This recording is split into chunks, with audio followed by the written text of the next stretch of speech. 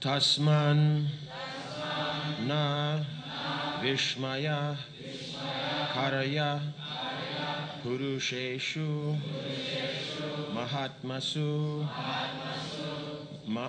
mahapurusha bhakteshu shanteshu samadarshishu tasmanna vishmaya karya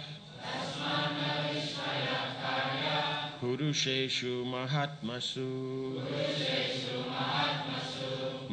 mahapurusha bhakteshu shanteshu samadarshishu tasmanna vishmaya karya purusheshu mahatmasu mahapurusha bhakteshu shanteshu samadarshishu.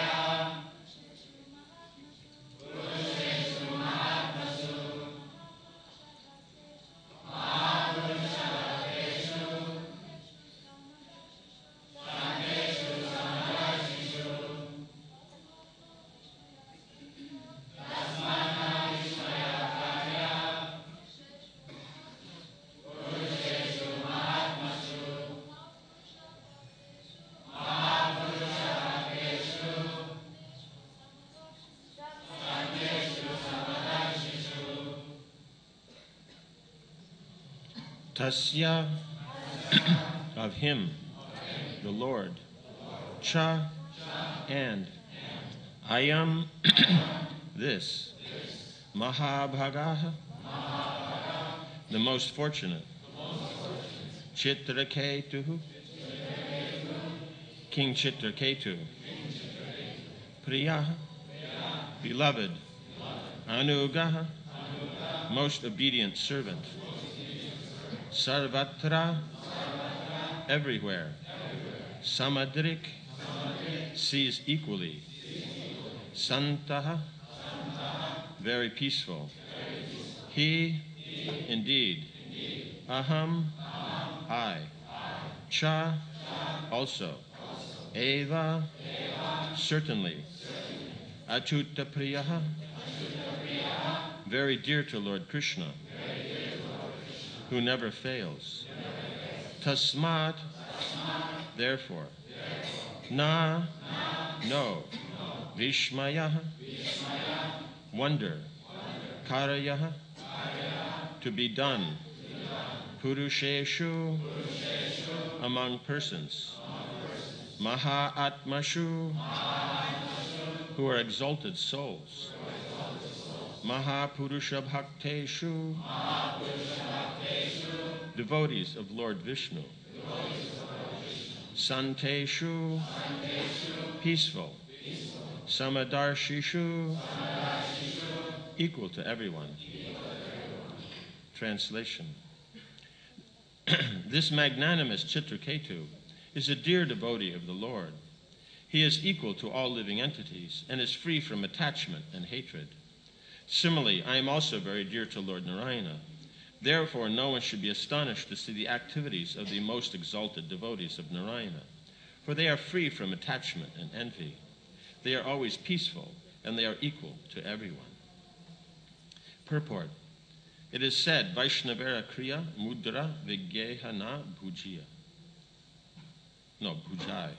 One should not be astonished to see the activities of exalted, liberated Vaishnavas. As one should not be misled by the activities of the Supreme Personality of Godhead, one should also not be misled by the activities of his devotees. Both the Lord and his devotees are liberated. They are on the same platform. The only difference being is that the Lord is the master and the devotees are servants. Qualitatively, they are one and the same. In the Bhagavad Gita 2.29, the Lord says, Samoham sarva bhuteshu name dveshosti na priyaha. Ye bhajanti tumam apaktya maite teshu chapyaham. I envy no one, nor am I partial to anyone. I am equal to all. But whoever renders service unto me in devotion is a friend, is in me, and I am also a friend to him. From this statement by the Supreme Personality of Godhead, it is clear that the devotees of the Lord are always extremely dear to him. In effect, Lord Shiva told Parvati, both Chitraketu and I are always very dear to the Supreme Lord. In other words, both he and I are on the same level as servants of the Lord. We are always friends, and sometimes we enjoy joking words between us. When Chitraketu loudly laughed at my behavior, he did so on friendly terms, and therefore there was no reason to curse him. Thus Lord Shiva tried to convince his wife Parvati that a cursing of Chitraketu was not very sensible. Here is a difference between male and female that exists even in the higher statuses of life. In fact, even between Lord Shiva and his wife. Lord Shiva could understand Chitraketu very nicely, but Parvati could not. Thus, even in the higher statuses of life, there's a difference between the understanding of a male and that of a female. It may be clearly said that the understanding of a woman is always inferior to the understanding of a man. In the Western countries, there is now agitation to the effect that man and women should be considered equal. But from this verse, it appears that woman is always less intelligent than man. It is clear that Chitraketu wanted to criticize the behavior of his friend, Lord Shiva, because Lord Shiva was sitting with his wife on his lap. Then, too, Lord Shiva wanted to criticize Chitraketu for externally posing as a great devotee, but being interested in enjoying with the Vidyadhari women. These were all friendly jokes. There was nothing serious for which Chitraketu should have been cursed by Parvati. Upon hearing the instructions of Lord Shiva, Parvati must have been very much ashamed for cursing Chitraketu to become a demon. Mother Parvati could not appreciate Chitraketu's position, and therefore she cursed him. But when she understood the instructions of Lord Shiva, she was ashamed.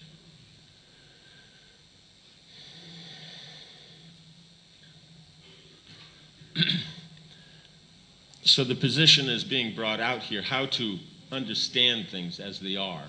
Because otherwise the tendency is going to be, we're going to go by our own feelings, our own position, which is fine if that position is trained.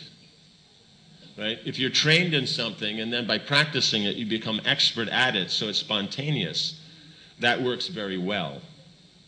That's desirable.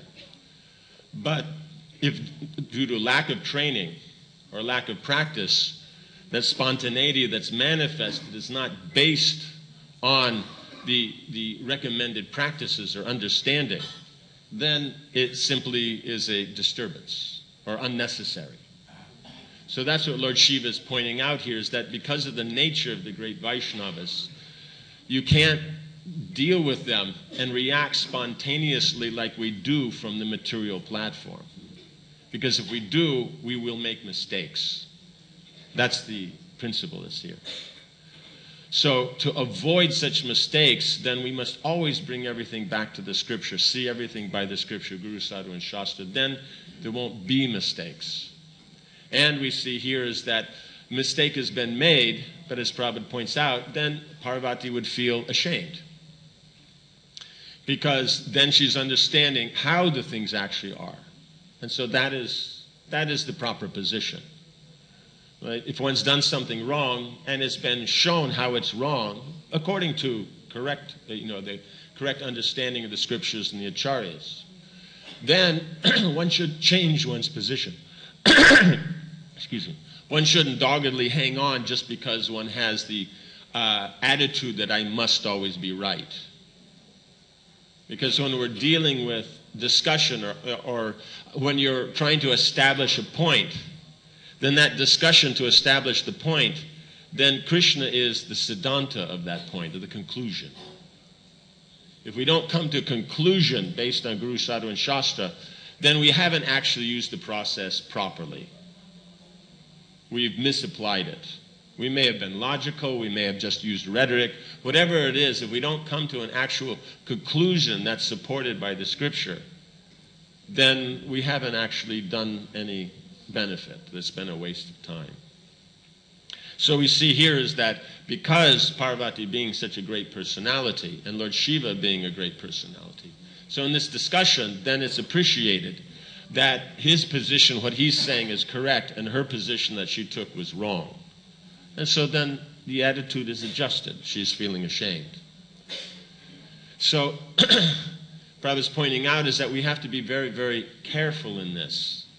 Is that if we're connecting ourselves properly with the Supreme, because we see here is that the principal Lord Shiva as a devotee is doing this, and Chitraketu is doing this.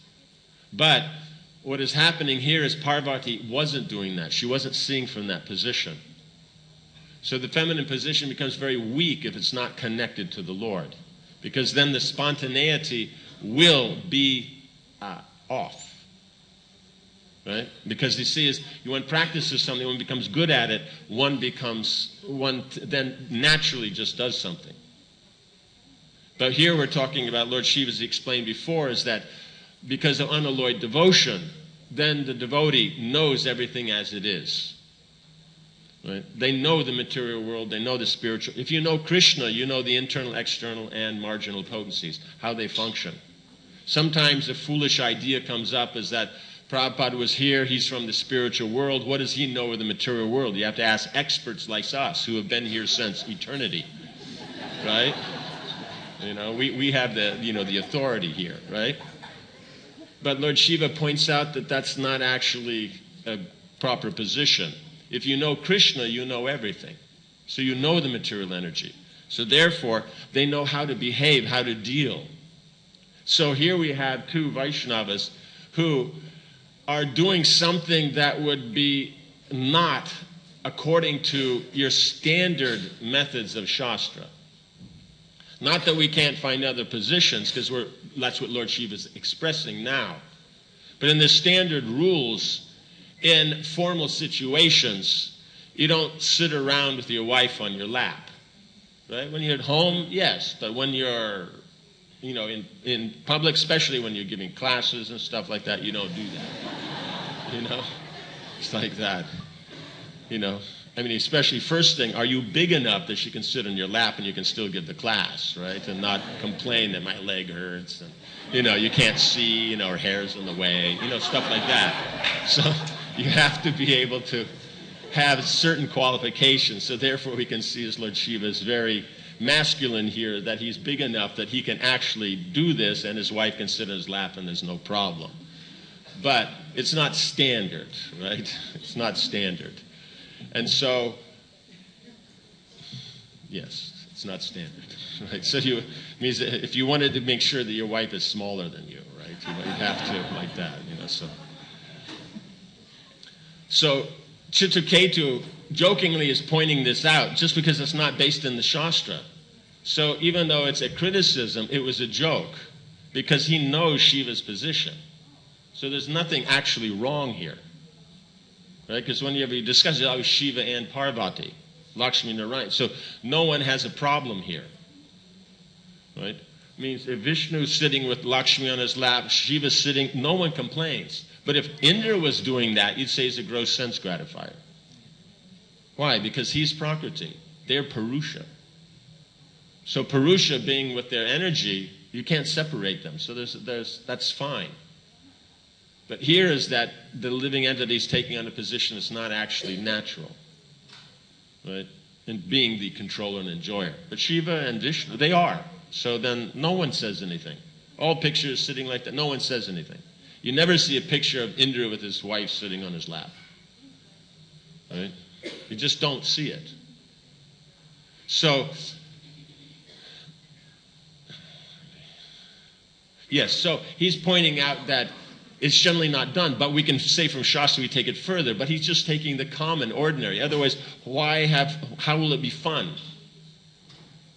Right? The fun is here you have two very elevated personalities, but they're speaking from the common perspective and pointing out the fault there.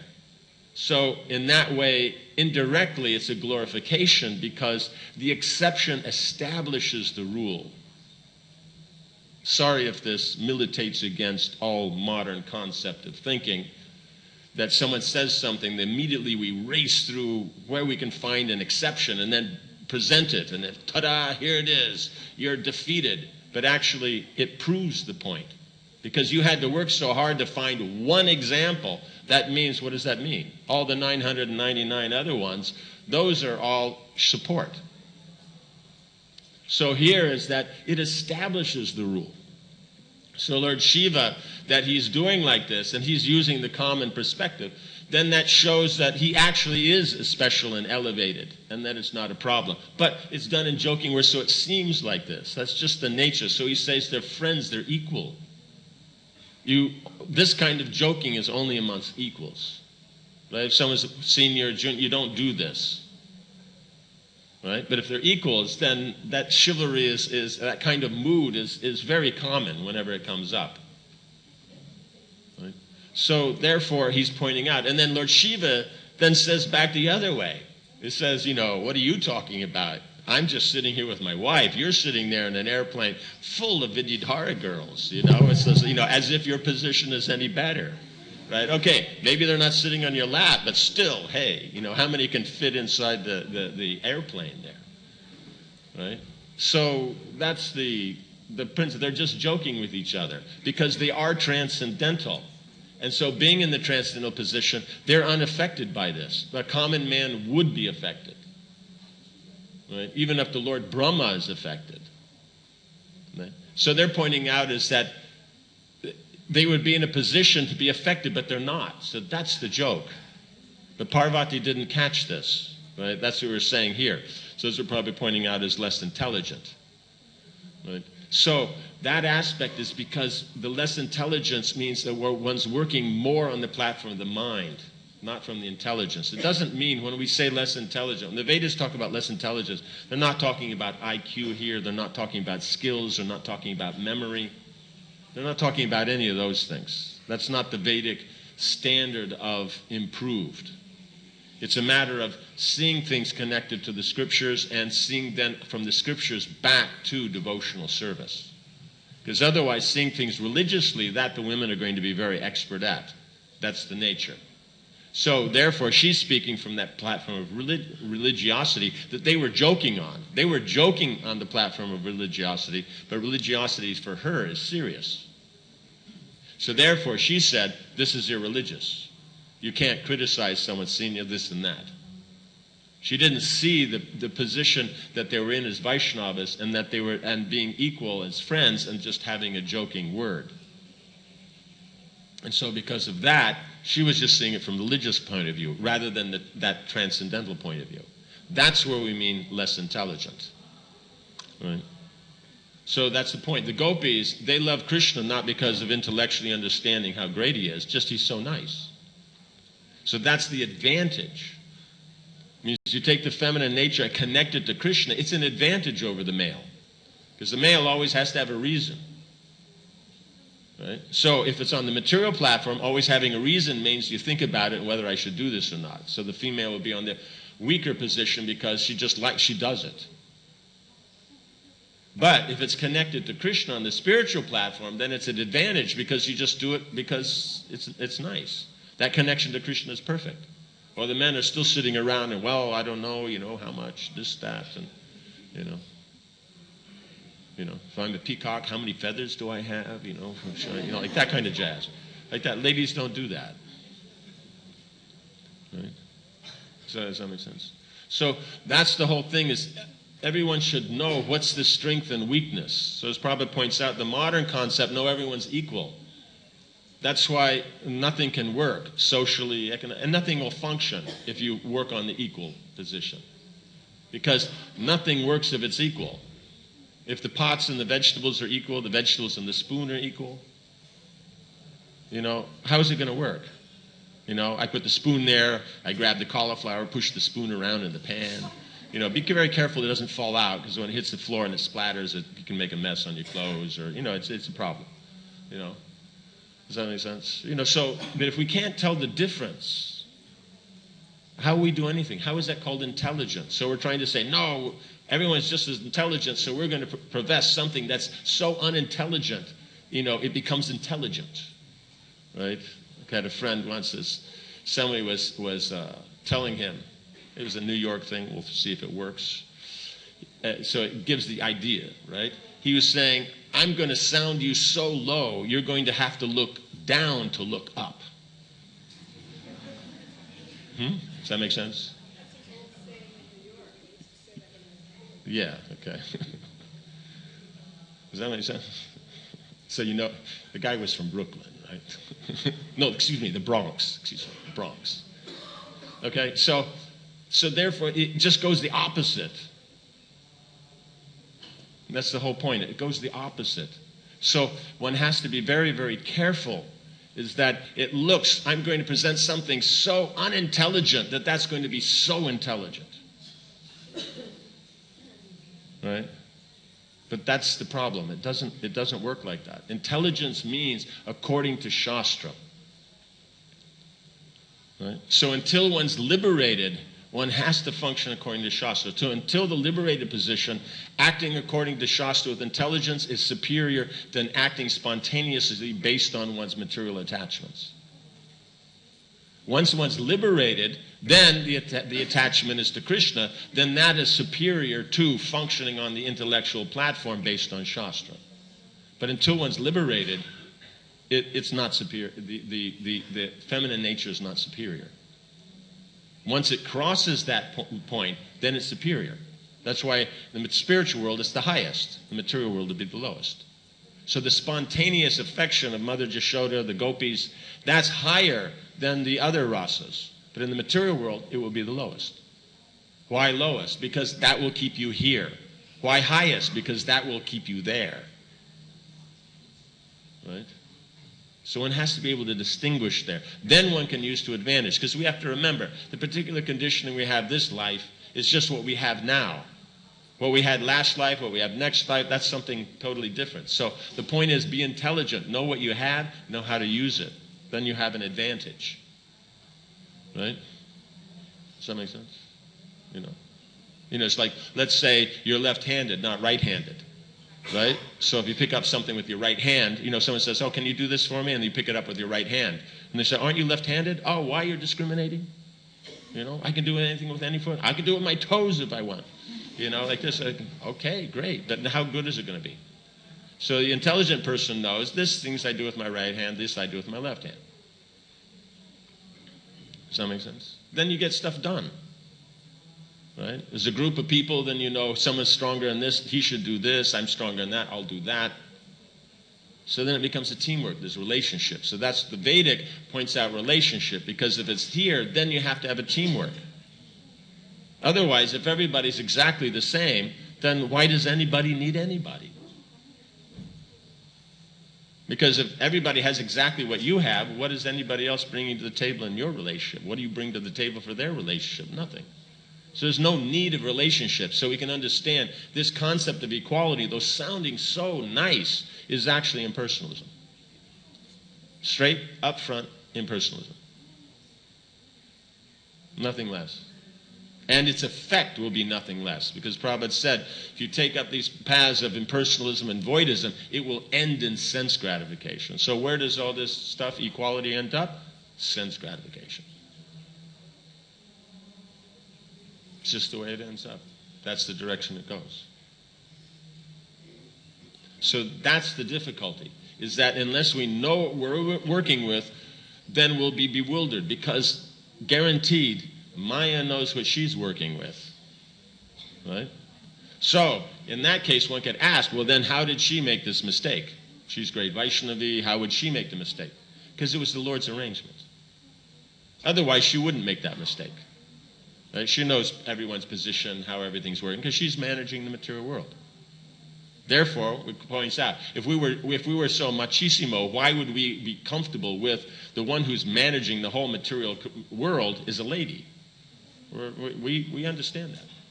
We don't have a problem with that. Right? But the point is that feminine must be connected to the masculine, it's connected to Shiva. And then you can say, well, that's, all that. But then he's connected to Sankarshan, right? Who's then connected to Mahanarayan, who's connected to Balarama, who's connected to Krishna. Right? And then Krishna is connected to his devotees. Right? So it works very, very nicely. So one has to see it. When one rises above the mundane considerations, then it all makes very nice sense. But that means then the understanding has to be there, the culture has to be there, the dealings have to be there. Because as soon as you drop down into the material, it becomes messy. It becomes messy. So working on the contemporary, guaranteed messy. Working on the Vedic, it will be messy if you don't see it connected to Krishna. Right? But if it's seen on the devotional platform, then it works very nice. So that's why one has to go beyond. When something's wrong, you correct what's wrong. You don't throw the whole thing out. Right? That's why Prabhupada says, when the eye has a cataract, you remove the cataract. You don't take out the eye. Right? That's the thing. You have to be very careful about that. Okay. So here, so then the point comes is here. So, therefore, understanding the nature or mind of the Vaishnava, that's the difficult thing. So we shouldn't try to second guess what Prabhupada's doing, what the Acharyas are doing, what these great personalities in the Bhagavatam are doing. We have to hear from the Acharyas, hear from Prabhupada to actually understand. We can't make up our own thing, because otherwise if we work by our own, by accepting and rejecting, what the mind does, that's called mental concoction. And that's not useful at all. Like that. One may say we engage in everything in Krishna's service, but that's basically useless. Like, I have a broken, knife that's not even sharp, but you can use it in Krishna's service. Yeah, maybe as a screwdriver, stick it in the drawer, to keep it closed because it doesn't, stick it in the microwave to keep it closed, because the door doesn't close anymore. Stuff like that. Yes, maybe. But as a knife, no. One has to be able to discriminate. So that's the point Lord Shiva is making, is that one has to work according to authority, and that authority must be based on Krishna consciousness. Otherwise, it will always be a mess. Right? Any questions or comments? Or? Yes. Mike.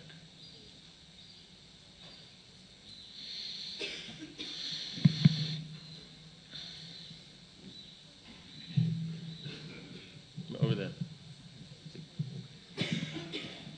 Hare Krishna, thank you, Maharaj.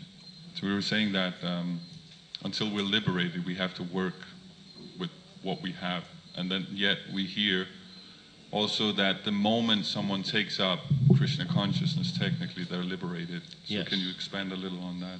It's all, the central feature is the word you use, technically. because they are liberated, but they don't know they're liberated. Just like the point, someone who's woken up after a very bad dream is still thinking of the dream. They're awake, but they're still thinking in the dream state. So that's the point, is anybody who takes up chanting, when you develop Shraddha, so that means moment one in the life of the new devotee, they're liberated. But it takes a while before them to actually start acting in that position. So from that time, they're not acting, under karma and that anymore. Now things are arranged by Krishna. Maybe arranged by Krishna through the material energy, because she's his servant, then she arranges how he likes. But now it's not running on automatic pilot. She just manages it the way that's supposed to be managed, according to action and reaction. Now she manages it according to how Krishna says. And then as you become more advanced, you see examples of where Krishna himself personally then carries things out, rather than having the external energy do it. Does that make sense? Yeah. Okay. You had here.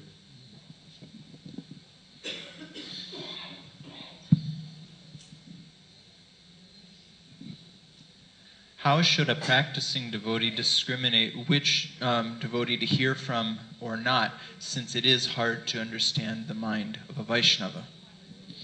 Means you're going by what you hear. Is what you hear according to what the Acharya says. Right? So Rupa Goswami makes the point, you approach the previous Acharyas through your Acharya. So for us, that Acharya means Srila Prabhupada. Right? So being the founder Acharya, because this term founder doesn't mean just someone who started something. Founder is an actual very special position. You just don't have the word in. Is there a word in English for someone who has been sent down by the Lord as a representative of a particular sampradaya to establish the Dharma in that particular age for as long as that mission is supposed to be carried out? Yeah, so therefore, the closest we get is founder, and devotees throw it around. Like I noticed on books, let's even see here. Here's capital, founder Acharya. But some of our books, it's printed with small letters, because in English, that would be the proper thing to do. So that means the editors don't understand what founder means, unless it's a typo. And that means then whoever was doing the checking the typo stuff, didn't know what it means. So founder Acharya is something very special. Founder Acharya means Ramanuja Acharya, Madhvacharya, Nimbarka, Vishnu Swami. That's the position Prabhupada's in. People can say what they like. What about Bhakti Siddhanta Saraswati? Well, what about Yamuna Acharya? Ramanuja's there. It's like, what are we talking about? Someone has to do it. Each one is great, but one of them does it. So what's the big deal? So the point is he's doing that. So that means what he says is how we understand the previous acharyas. And what somebody's speaking now, if it doesn't match with what Prabhupada says, then it's not worth listening to. That's how you judge. There's no such thing as, well, we take it and we morph it according to the needs, time, place, and circumstance, Prabhu, and all that kind of BS. We mean, no, if it doesn't match what Prabhupada says, it's not worth listening to. Does that make sense? So that's how you judge. Is it in line with what Prabhupada says? Do they understand what Prabhupada says in line with the acharyas? This whole thing, well, Jiva Goswami says this, and Prabhupada says that, and and Baladev says this, Vishwanath says that. This is also someone you should not listen to. At least in this area. Maybe other areas they do great. In other words, you pick the area. If they do great in all areas, listen in all areas. They do great in some areas, you listen there. They just don't do great, just avoid. Because the point is that is Shabda, that's authority. You hear from authority, it has effect. You hear not from authority, you don't. So when we speak, it has to be from authority. It has to be from Prabhupada. Because we're not authority. Right? We're following the footsteps of authority. So one has to know what it means. Does that make sense? Yeah, okay. Something else? Yes. Here, this thingamajig.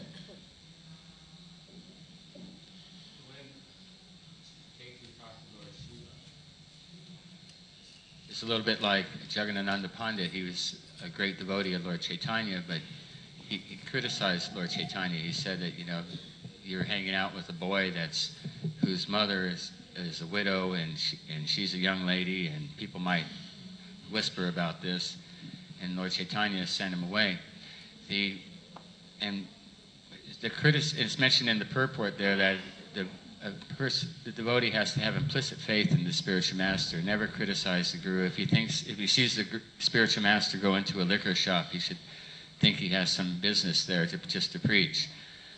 And we see that when it comes to faith, like a devotee told me the other day that his guru had what we call a guru fall down, and then he said, well, once I realized my guru wasn't a pure devotee, then I didn't have to follow any of the commitment I made at initiation.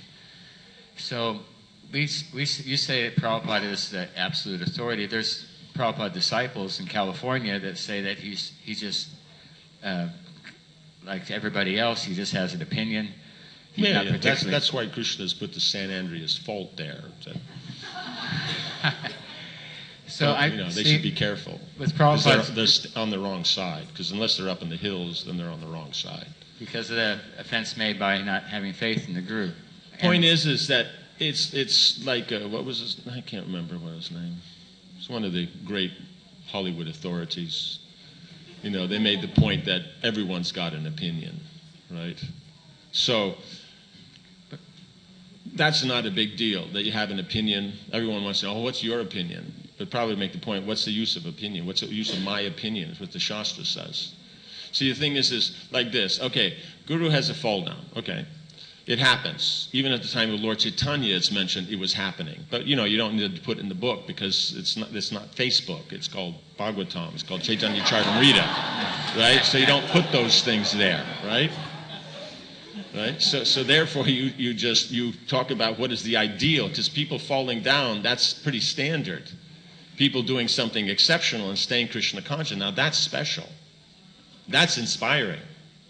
That's what we want to hear about. So, therefore, Guru has a fall down. Okay, that's not the big deal. But the point is were the instructions that the spiritual master was saying, were those of value? Were they connected to Prabhupada?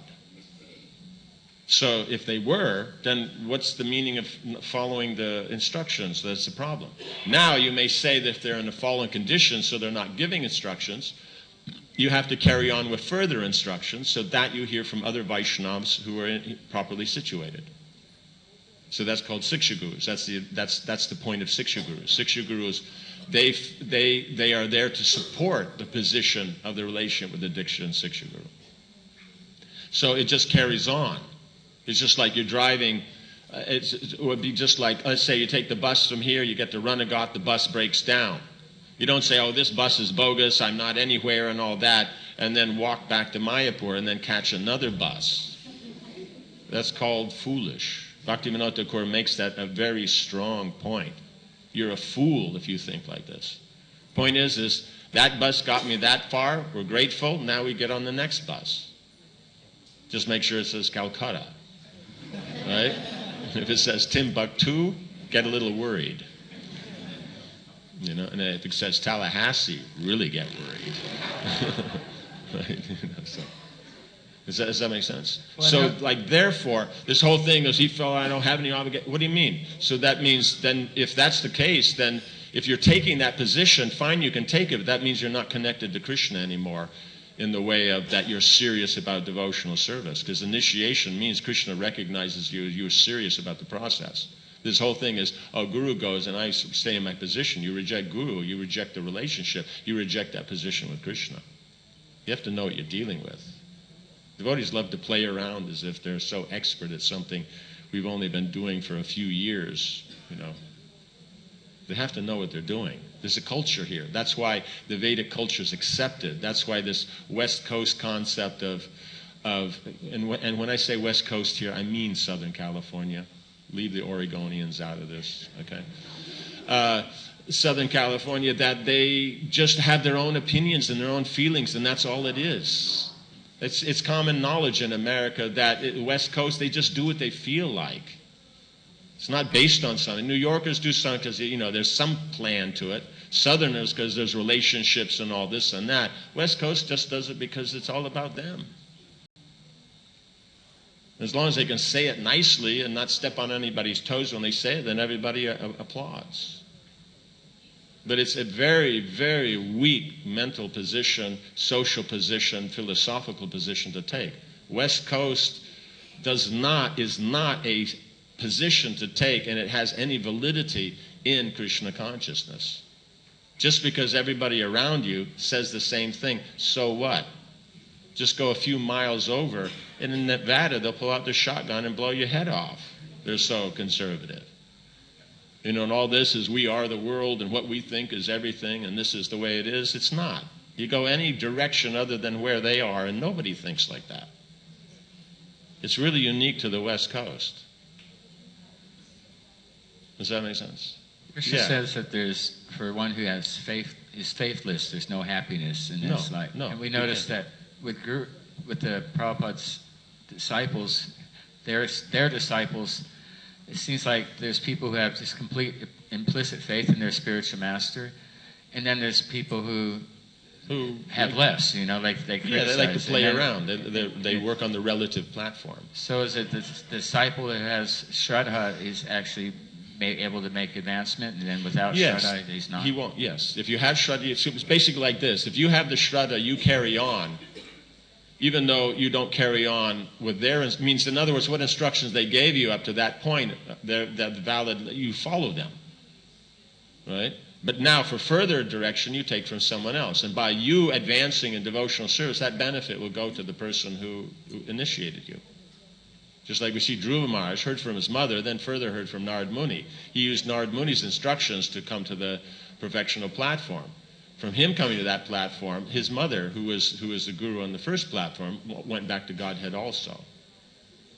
So these are not, we play around as if these are games, but they're like, you know, big kid games, right? Ramanujacharya, when Bharadraj, the deity, talked to Kuresh, one of what's his name, Ramanujacharya's disciples, one of his servant, and told him that he'll because he asked him about, you know, how kind of developing love for him and developing, you know, like this coming to that. That the Lord said that you'll develop love for me, and anybody connected to you will. So when the other devotees went back, because Bharadraj said it so the other devotees could hear, they went back and told Ramanuja. Ramanuja immediately started jumping up and down, took off his turban, throwing it in the air, jumping around. They're all going, well, what's wrong with Guru Maharaj here? You know? And so then they ask him, and then when he calmed down, he says, I'm going back to Godhead. He says, you know, why are you saying that now? Because Koresh is going, and I'm his guru. I'm connected to him. So now I'm also going to become, so these things are there for a purpose, these stories. The whole point is we have to take this seriously. The guru's there, they've taken up to how far they can. This whole thing, oh, they were never a guru, they were never a disciple, they were never nothing. This is the mentality of animals. And I'm saying that very loudly, animals. And if somebody needs, I'll repeat it again. Animals. It's not human. No acharya in our line, no acharya in any other Vaishnava line will accept that mentality. The guru falls and you just reject, he was never doing this, that, and all that. This is not a human platform. Human means Brahminical culture. Then you understand what they've done, how far they've taken it, and then where they've stopped. They stopped now, okay. Does that mean there was nothing before? Then we're saying devotional service is based on karma? They did something nonsense in karma because we don't care if they do something wrong in philosophy. We might even listen to them. We're so foolish. But if they do anything wrong on the central platform, boo, get out the nukes. Because we only see karma. We are not trained in Gyan. We don't value Gyan. So it's not even a position to talk from. So, therefore, this karma, that they've done this, that means they can't be a devotee, they couldn't be a Brahmin, they couldn't be this, they couldn't be a guru, they couldn't be like that, because karma is what makes bhakti. That's the philosophy. If you want to say they were never a devotee, they were this and that, then that means you think karma makes bhakti. That's not a devotional platform. So this is the position. We have to know what we're talking about. We have to know what Prabhupada gave us. All this just hot air coming out of people's mouths, that's the stuff Al Gore is worried about. You know? Like that. It's not just the CFCs and stuff like that, and cows passing gas, you know. I mean, this is a more major aspect. Like that, you know. So we have to be very, very careful here. Because we have to know what the position is. Devotional service is no joke. The rules are there to support it, but we can't throw out devotional service using a rule. No, the rules are to support devotional service. So yes, people fall down. They may be in a position not worth listening to anymore, but that doesn't mean the benefit you got up to the point you are. So this whole idea is your guru falls, you go back to zero. That's nonsense. Whatever advancement you made, you stay there. Otherwise, why is it that I can fall down, I can die, and whenever I take up devotional service in the future, then it will continue from there? Like Prabhupada gives the example. You come out to 50%, then you fall down, or you die, and that next life, when you take it up again, you start from 51. So why is it only works for us? But if anybody's in a position of authority, it never works. Always note, it's always authority that's the problem. General devotees, of course. Authorities, forget it. So now that's coming from a culture that has issues with authority. And if you have issues with authority, how are you going to accept Vaishnava authority, the sages, the Shastra, the example of the authorities, the stories given in the Shastra? We won't. We'll pick and choose as we like. And that's called, what is Prabhupada used the word? Monodharma. So monodharma, or mental concoction. Everything created by the mind in terms of sankalpa and vikalpa, acceptance and rejection, is called monodharma, or mental concoction. So we have to be very, very careful about that. What we're dealing with is, what Prabhupada's given us is something so special and unique, but he's made it so simple that everybody can follow it. So we just take it as something simple and all that.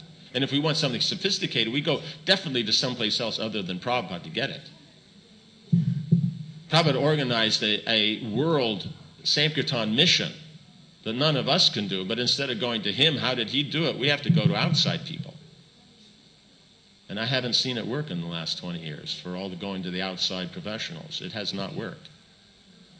The outside professionals, I was talking to some professionals this summer. I said, okay, if something's going wrong and you want to turn it around and you come in with a new plan, how long do they give you? Do the professionals in the world give you to see if your plan works? And they said 90 days. If you haven't turned around in 90 days, you do not know what you're talking about. 20 years is a little bit longer than 90 days. You understand? So this kind of mentality has not gotten anyone anywhere. It can't. One has to have faith in Guru. That doesn't mean it's blind faith, but it means that the faith is there. They performed the duties of Guru, and that was valid. They fall down, now they're not performing it. Just like someone was the temple president. He was running the temple. It was going nice. Then he disappears. Does that mean now all that he ran the temple, that was all bogus? All those books distributed, all those devotees made, all that different things? No, that was valid. But now you don't take his example. So you have to be able to discriminate. This is called intelligence. Otherwise, we fall back into the category, here, we just work on sentiment. And that's less intelligent. Does that make sense? So therefore, you just move forward. Guru falls, you move forward with your Siksha Gurus. If you say, I have no Siksha Gurus, whose fault is that? You used to have before you took initiation. Everybody's got Siksha Gurus. Then they take initiation, reject everybody because, I'm being chased to my Guru. No, he's the leading of all Siksha Gurus, and you have all the others. Right? We have to understand, where does this come from? Let's say we go into old world. Okay, you have your father. Do you have uncles also? Do you have grandparents? Do you have cousins? They have them all. But the modern thing is this protonic family where I have, one parent and then nobody else. Does that make sense? So we have to be very, very careful here. Is that what Prabhupada's given us is a jewel. You have to deal with it carefully. This is not a piece of glass that we just deal with however we like. And if we drop it, no big deal.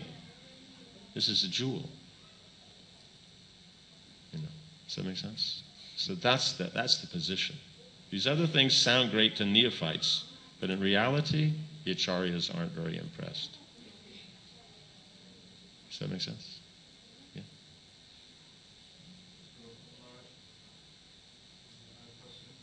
That Chitraketu, he joked with Lord Shiva, but actually Lord Shiva is higher than Chitraketu.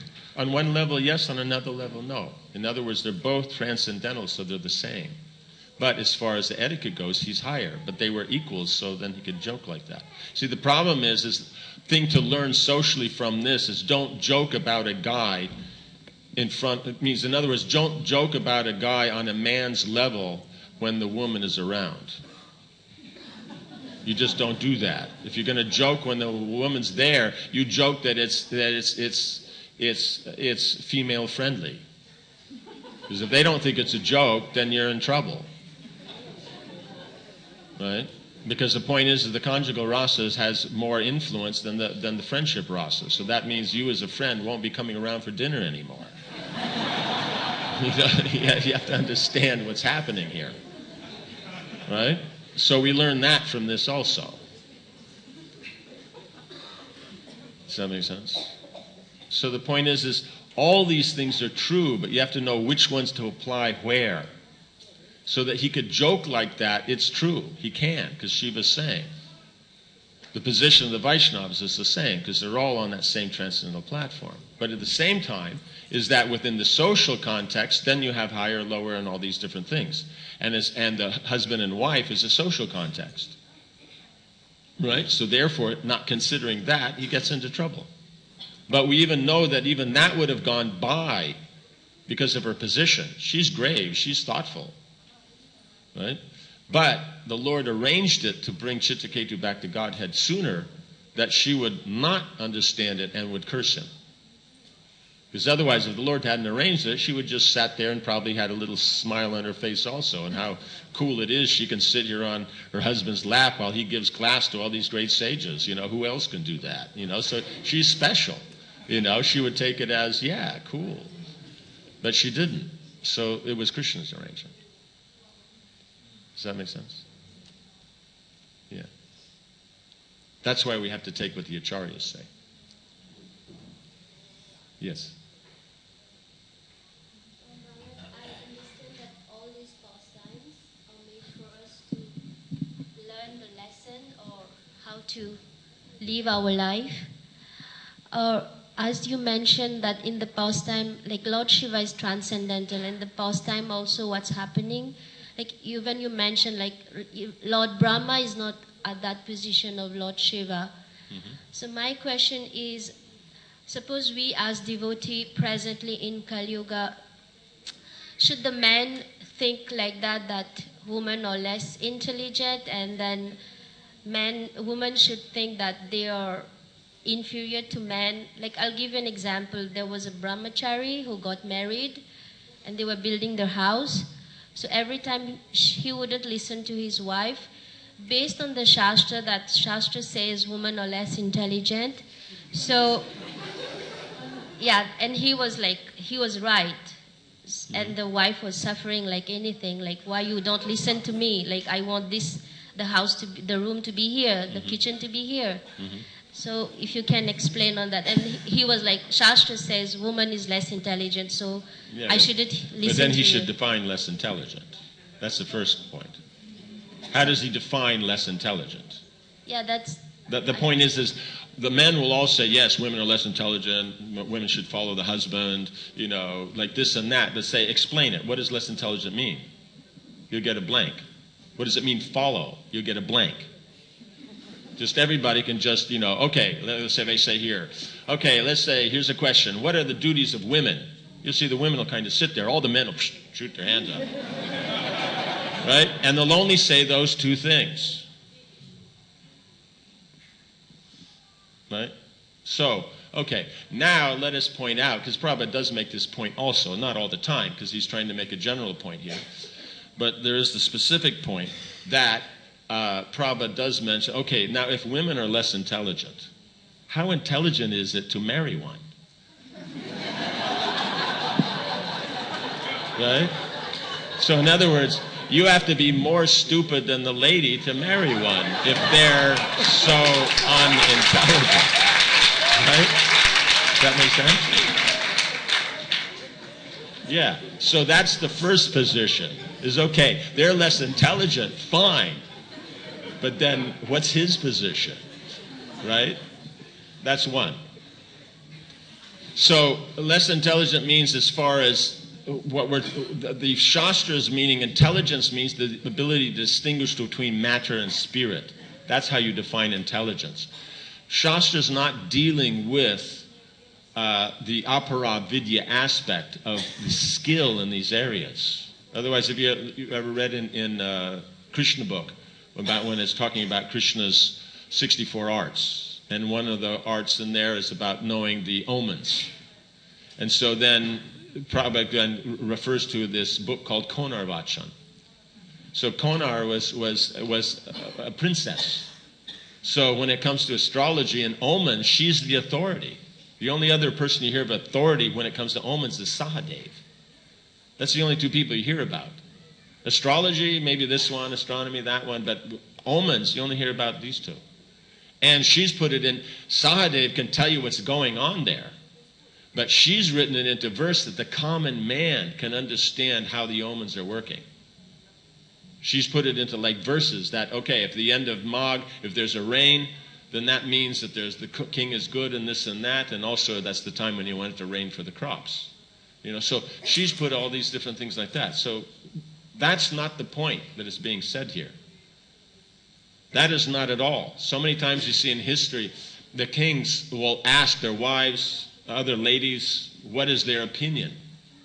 Because they're so well read and so knowledgeable in this area. So that's the first thing that men have to understand, is when it says less intelligent, it has nothing to do with what the modern society would call intelligent. It has zero to do with that. I mean, absolutely zero.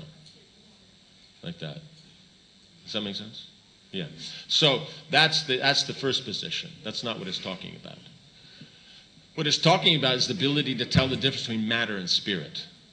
So the point is, since ladies will work on the principle of rasa, relationship, the experience of it.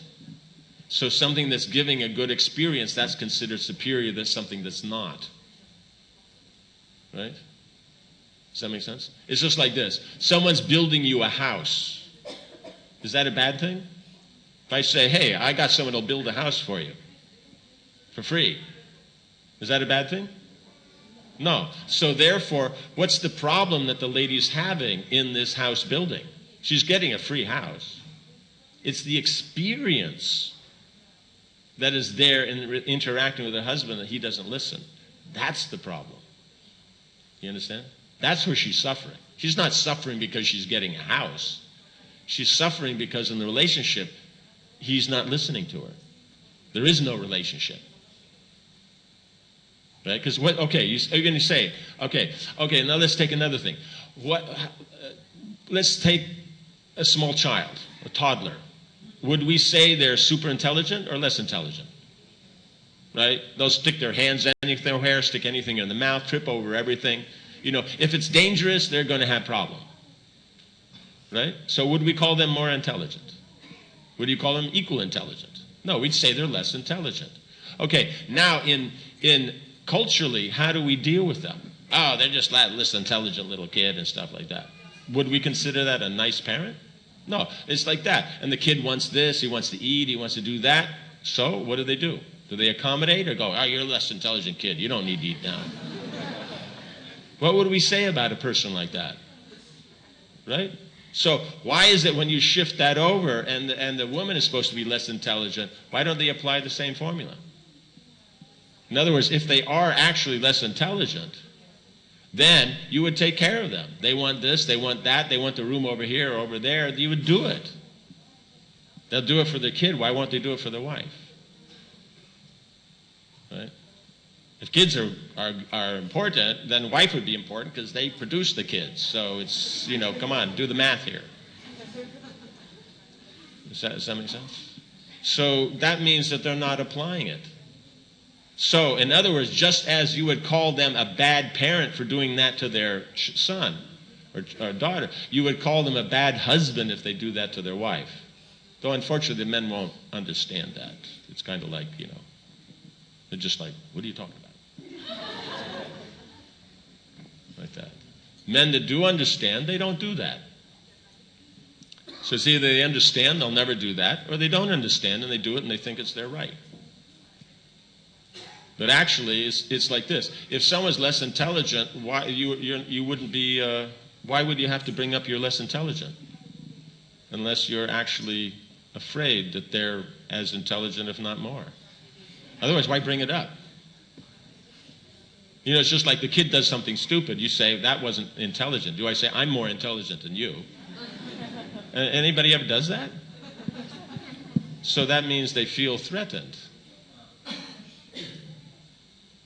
So that's the real reason behind it, because the point is the living entity thinks I'm the controller and enjoyer, and this woman is throwing a doubt on how I'm the controller and enjoyer. That's why they react like this. It's out of insecurity. So men who deal like this, they're insecure. They're not actually situated nicely in their masculinity. If someone's situated nicely in their masculinity, they can be humble and deal with a woman properly. Someone like Bhima. Now, would we agree he's a man? Right? Even a man's man, right? He's a man, okay. But how does he deal with Draupadi? Totally submissive. Right? When Bhima's missing, right, and they can find no reason for it, what does Yudhishthira do? He goes to Draupadi and says, okay, what mission did you send him on? Right? Well, because otherwise they could understand. They know what he would do in his duties, but he's not doing those, so he's doing something else, so that means she must have. He doesn't say, well, she's less intelligent, I don't ask her. No, he just goes, what did you tell? What did he say? What is his mood? Then he knows how to deal. So the whole point is the Vedic concept is what is man, what is woman, but you have to know what is man, what is woman, not just you take a few lines and then, okay, this works for me. In other words, this concept that men have about what men are and women are works fabulous down at the pub when you're just with a bunch of guys sitting around complaining about how miserable the life is. Like that. Then all this show them who's boss and all this kind of jazz. Yeah, it works great there, but it never works at home. It just never works. It's never worked, never will work. Like that. So that is called stupid, right? Right? You do something, it didn't work. You adjust. If you do it again, Prabhupada says that's foolish. Now, men have been doing that since time immemorial, and everyone will say, no, this is what you're supposed to do. Now, that's called an idiot. So we have to be very careful here. That's the mode of ignorance. We take something that looks one way and put it another. That doesn't make the women superior. It doesn't make the men. The point is each one has their nature, and they go together. It's just like making a whole thing. Oh, is the bowl the superior? Is the spoon superior? They go together. You need both of them. No, the bowl's superior. It holds the stuff, but the spoon, it delivers in the mouth. You don't have the spoon, then you're like this. No, but then they just pick it up like this. Yeah, like that. But, try that at a dinner table with some, special guests. You're out at a power lunch. You don't pick up, like that. It's like your deal's off, right? So you have to know you need these things. They go together.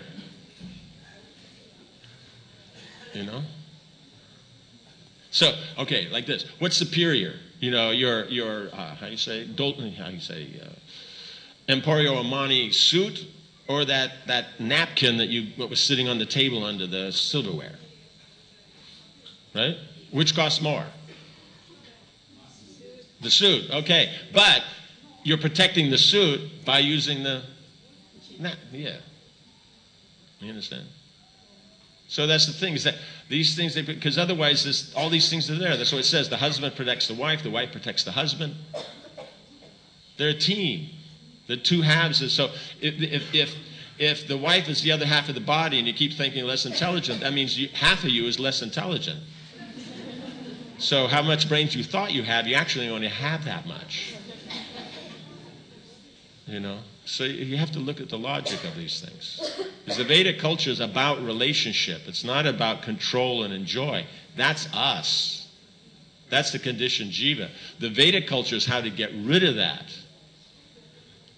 And then sadly we reject that because we don't actually know what relationship, and use the modern concepts, which is based purely on control and enjoy.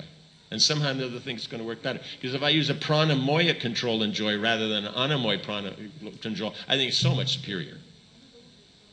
But it's still the same useless stuff. It hasn't worked for anybody since time immemorial. Bring out the name up of any great person. Where has it ever worked? Never. So that's the thing. You have to know what the Shastra is talking about. Right? You have to know what they're talking about. So that's why the culture, then, it's something that culture you gain from someone who has the culture. Prabhupada had that culture. He gives us the culture. We don't reject it and say, oh, well, that's his opinion, that's his that, or, okay, it worked back then, it won't work now. All these things, these are all nonsense. Still the same material energy controlled by Krishna. It's his energy, it's his laws. Nothing's changed.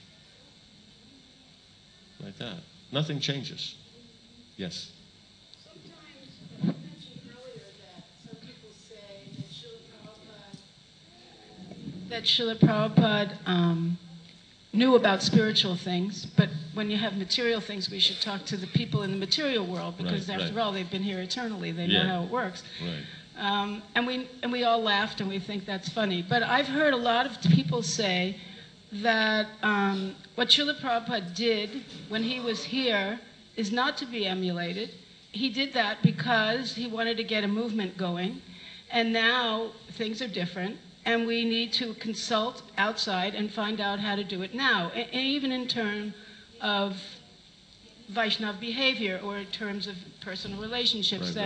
What he did then doesn't really apply now. We should, he did that because he was an opportunist. That's what it seems to me, and I really don't like that feeling that Srila Prabhupada was an opportunist, and he needed to do something at that time, so he did what he had to do to get that done, and now we can make it better. Right. Well, first they'd have to define what's different about now. That's the whole thing. They go on the postulation that everything's different, but what's different? It's called a yuga, everything's different. What's different? Gravity still works, we still breathe air, water's wet, sugar's sweet, fire's hot, like that. Birds fly, fish swim, like that, if you do the fish dance, you have to use small fish. If you use too big of a fish, the guy falls off the pier. Everything's still the same. Like that. So all these things, these are just words. All it is this is called what's technically called rhetoric. It's false logic. In other words, they're taking something, changing the meaning of the context of it, and then saying, see, it doesn't work. Does that make sense? You change the context of it. So therefore, that's why this modern thing, it's not even so modern anymore. It's pretty old, political correctness. So the whole idea is you change the context of the word. Someone uses the word, but then you have issues about the word, or the word connotates issues in some mind, so then you put it into that definition when that's not the intent of the person. So you have a problem there. And so that's what they're using to try to say this. But nothing's changed. It's the same. That's why we say chewing the chewed. It may be a cycle of going around, but they're saying, oh, but it's so modern, so liberal, and like this and that. But as we pointed out before, before the late 1800s, you go back in time, the women actually would dress, you could see more than you could see now today. The Victorian, then it closes down again, then it opens up again, it'll close down again. It just goes back and forth. What's considered, it's like before you get these guys, dandies. The guys were dressed more fancy than the ladies. So it just keeps going back and forth. The long hair, the short hair, the mustache, no mustache, the this, the that. And we look at it that it's new and fresh. So someone who will say this is actually an illusion. And unfortunately, they don't know it. Because the point is if you know Krishna, you know the material world. We're an illusion. We're subject to the 4 defects. Prabhupada's not. So it's not that, oh, he did that to start the movement. He did that to start the movement, but being Acharya, he starts the movement with things that are eternal. He starts at the top and comes down. So that's why he started with the Bhagavat, with the preaching and everything like that. Then with time he introduced the Pancharatrik, right? In the 80s, then started Mangalartik and all that stuff. Before that, no. Devotees would go out late at night, get up in the morning, chant their rounds, go out on Harinam again. You didn't have that.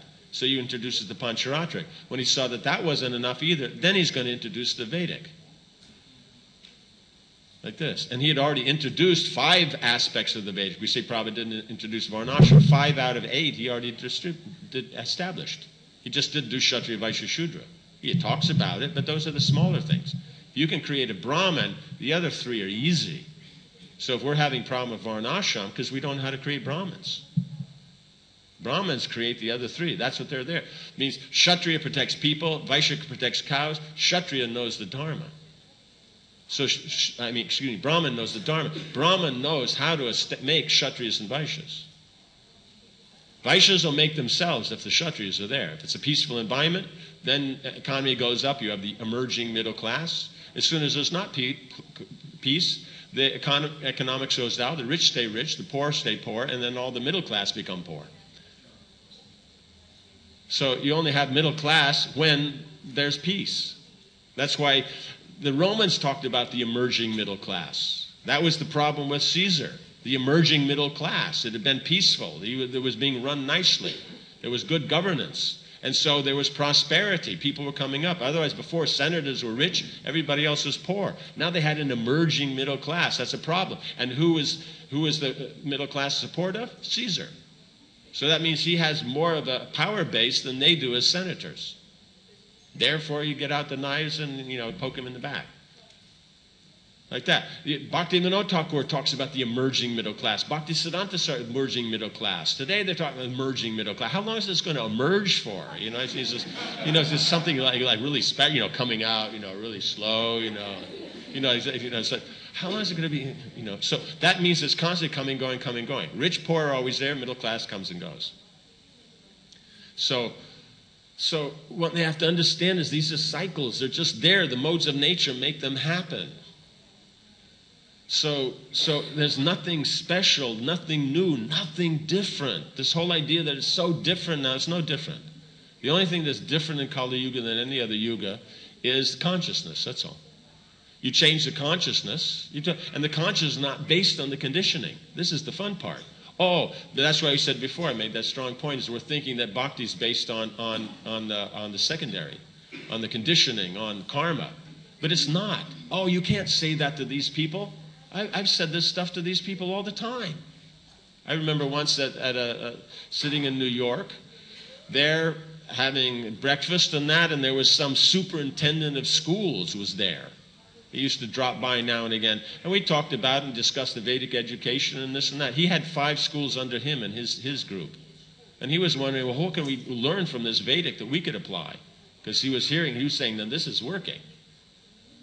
So that's the whole thing, is that any profession you talk to on a professional level, they understand Krishna consciousness. Like that. They've got a brain. So the only thing I can understand is that people who say all this stuff don't have a brain. Or if they do have a brain, then we're talking about a Mayaya Pratyajnana here. Because as soon as they talk about Prabhupada like that, we're not talking about a theistic position. They may be devotees, but they're speaking atheism. And one can say, well, that's not possible, but I think it's 11th canto, where Krishna makes the point, is that I've given these rules. These rules are non-different from him. He speaks the Vedas. They're his breath. They're how he does things. He likes to dress and act and behave in a certain way. That's why the Vedas say these things. And he says that if someone doesn't follow the rules of the Veda, he says they're taking an atheistic position. And he says, even though they're devotees. It's right in the verse. So that's the whole thing, that's the problem with the neophyte, is they can actually be professing an atheistic position, even though they're devotees. So it's only when you get to the Madhyama platform that basically these things go away. So the neophyte, yeah, there's always going to be some problem, but just what problem it is. If it's a sensual problem, or unsteady, or some attachment to the family, or this or that, that's pretty standard. But if it's criticizing others, and especially criticizing the acharyas on that, that's a really bad conditioning. That one's not worth having at all. That one, the other ones will get in your way, but you'll get over them. This one you won't get in your way. Otherwise, what was Prabhupada's blessings to Nitai?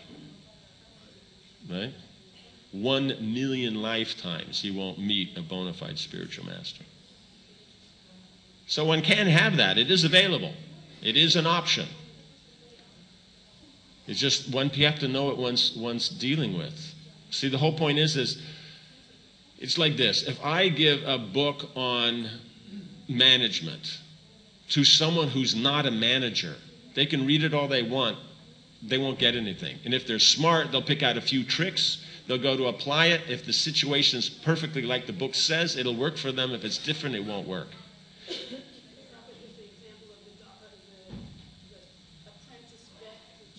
Yes, very good one. The one with the watermelon, with the horse, yes.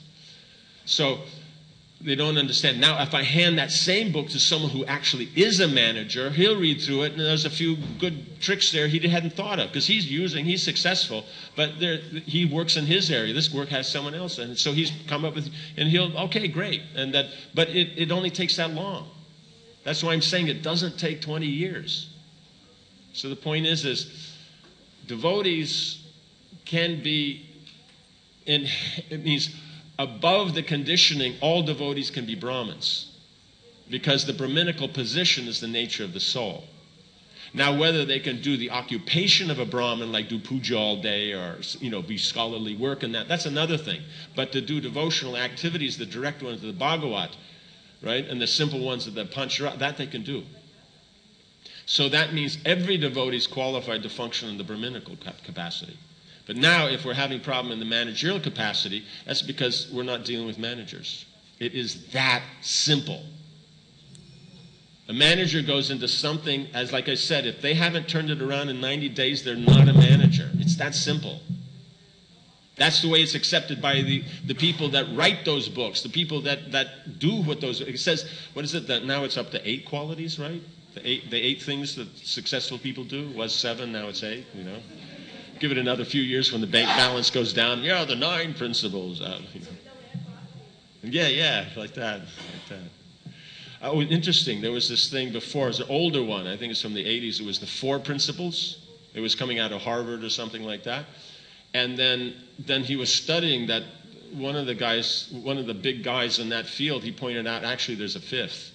He says you have to have sense control. He says if you don't have sense control, you can't make the 4 work. So then this devotee, who is good at managing and that, he teaches this kind of stuff. He does that as a thing. He was saying that they said that's what I learned in the Gurukul, is sense control. He says that's how I'm able to do all this other stuff. While other people know the knowledge, they can't do it because they don't have sense control. So he was pointing out that his background actually made it so he could actually do what the big success gurus are talking about, like that. So is the whole point is anybody actually intelligent, if we explain Vedanta in words that they can understand, that's the essential point in the preaching, is not working on the secondary points. It's working on what actually is the philosophy. What's the relationship between the living entity, the Lord, and the material energy? What is the process of elevation? What's the results, right? So Chit, Ishwara, Sadhya, and Sadhya and Sadhana. Right? That is philosophy. That's there. You talk on that level, anybody with a half a brain can understand.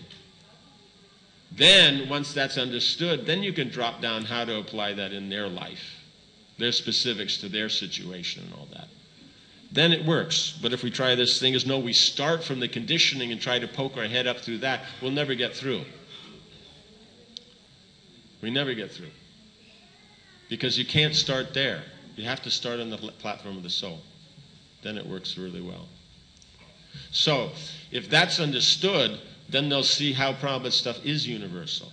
And then if they're saying, if there's something that needs to be changed, what are you changing? If you don't know what Prabhupada was doing, how do you know how to change it? Like if I don't know the technique of cooking, how do I know that, okay, they gave me a recipe for cauliflower, but I have potatoes. I'll think, I have to change everything. A cook knows I apply the same principles of cooking now to the potatoes, but being a potato, it's slightly different applies. Right? Doesn't matter what you do to a potato, basically it won't fall apart. Cauliflowers will fall apart. So therefore I have to, I know the difference. I apply it differently. So that's the whole point, is that someone says, no, you can't use what Prabhupada says. That means someone who doesn't even know what Prabhupada did say. Because if they knew what Prabhupada say, they wouldn't understand how to apply it here. Because the Acharya shows you what's the principle, and then he applies it to show you how it works. He gives you an example. He can't give 5 million examples. He gives, here's the principle, these are the examples. Then you're supposed to use your brain. This is the principle. Now the situation is different. I have to get that principle. How to apply it to that situation that I get this principle. That's intelligence. That's following the Acharya. All this other stuff is just a waste of time, as we've seen. How are we moving forward?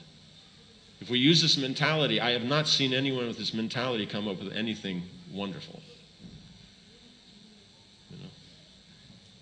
Yeah. Okay. So we'll end here. Now it's just a matter of